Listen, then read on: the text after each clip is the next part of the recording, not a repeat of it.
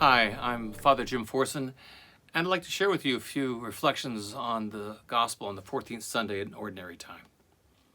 You know, both my sisters are great mathematicians. All their life they excelled in math, as did my dad. And my mom was a school teacher for 28 years. She was great in math. Everybody in the family was good in math, except me. I was awful in mathematics. I still am. I still count on my fingers. If you ask me, what's 9 and 7? 10, 12, 13, 14, 16. That's what I still do to this day. And, subtraction, the same. Division, forget fractions. Except multiplication. That's the one thing I am good at. I'm really fast at multiplication. And the reason is because when I was in 4th grade, I had this teacher named Mrs. Nash. And Mrs. Nash made mathematics fun. And she taught us how to multiply like that. We used to have these flashcards in class. I don't even know if they still have those things anymore. But it was so much fun with the flashcards. And she had this game called mathematics baseball, where she would throw out, 9 times 12. And whoever answered first, either the batter or the catcher, either went to the base if it was the batter, or the catcher would get them out. We had so much fun doing that. And so, with all my weaknesses in mathematics, the one thing that I'm really good at is multiplication. And it's all because of Mrs. Nash. What a great teacher she was. And she must be with the Lord by this time, but I'd give anything to be able to see Mrs. Nash again and say, thank you. I hope all of us have had that experience of having had a great teacher in our life who has been able just to help us not necessarily make everything easier, but to make it more engaging, more appealing, to show us how to go through this. This is what Jesus is saying to us in today's gospel. He's inviting us to let him be our teacher. And what does he say to us in the gospel? He says, "Come to me, all you who labor and are burdened, and I will give you rest." He invites us to be with him. And no matter how optimistic I can be, there are some times where I know I can, and maybe we all do, find ourselves weary, world weary. There's been more than 260 mass killings in the United States up to this point in time. 260, that overwhelms my heart. It makes me world weary. And I was reading how in Sudan, because of that civil war, 1.4 million people are homeless. Weary. And here in LA, the homeless problem, you drive into the streets and these huge encampments and nothing seems to get done and it doesn't seem to be getting better, and I can find myself world weary.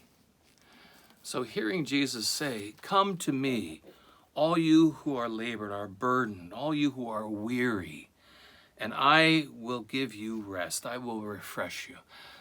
Boy, that sounds so appealing.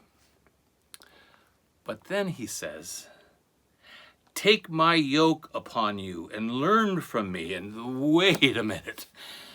Do you know what a yoke is? Saying this to someone who's coming to him because they're weary, and the yoke is now going to be placed upon their shoulders. A yoke, as we may know, was a large wooden device, piece of hardware put over the shoulders, usually of 2 oxen, connecting them to each other, which then they would pull this heavy plow through the fields and prepare it for farming. And a lot of those people in those days, they couldn't afford an ox. So they would put the yoke on their own shoulders, and they would pull that heavy plow through the ground.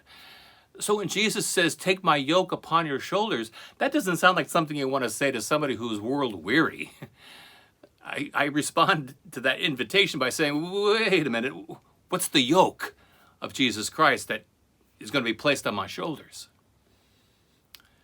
So what is that yoke of Jesus Christ?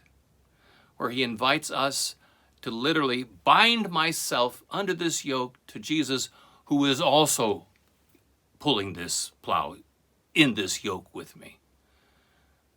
Well, this is what the yoke of Jesus Christ is. Jesus is the teacher who, because I am now yoked to him, is going to teach me how to forgive. And not to forgive the way the world forgives. I forgive, but I don't forget. No, he's going to teach me how to forgive the way God forgives. The yoke of Jesus Christ is the yoke that's going to teach me compassion. Because we do live in a world that can sometimes be so cruel. And the response to cruelty can sometimes be cruelty. This is not the yoke of Jesus. He's going to teach overwhelming compassion, overwhelming understanding. That's the yoke of Jesus Christ. Tell me something. If you were a parent, wouldn't you love to hear someone say about your child, God, you got a great kid. His heart is so good. He is so tender. And he's so kind to others. And he's so giving. Wouldn't you love to hear that said about your child? Or would you prefer to have someone say about your child, man, that kid of yours is whip smart, you know. He's clever. When he gets older, turn him loose on the stock market, he's going to make a fortune. Now, there's nothing wrong with that. It's not evil or anything. But tell me, which would you prefer hearing? About your child's heart or about how clever they are?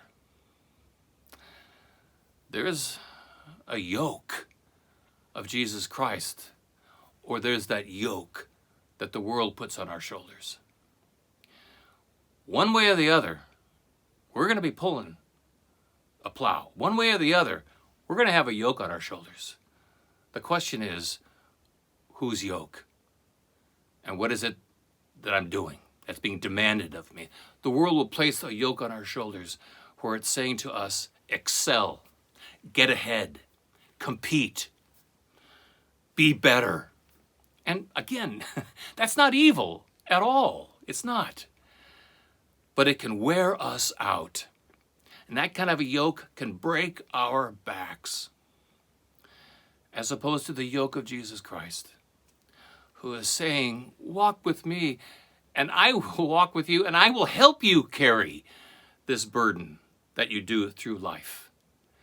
And I will teach you how to have a heart like God. And when we have that kind of yoke on our shoulders, it displaces, it gets rid of, it frees us from all the other yokes of this world that can wear us out. And so today, Jesus, the good teacher, invites us to let him teach us how to live life. He invites us to yoke ourselves to him. You know, one teacher in my life, Mrs. Nash, made all the difference in the world. One teacher, like Jesus Christ, can transform our lives. And he calls us today, follow me. And may our response today be, I am on my way.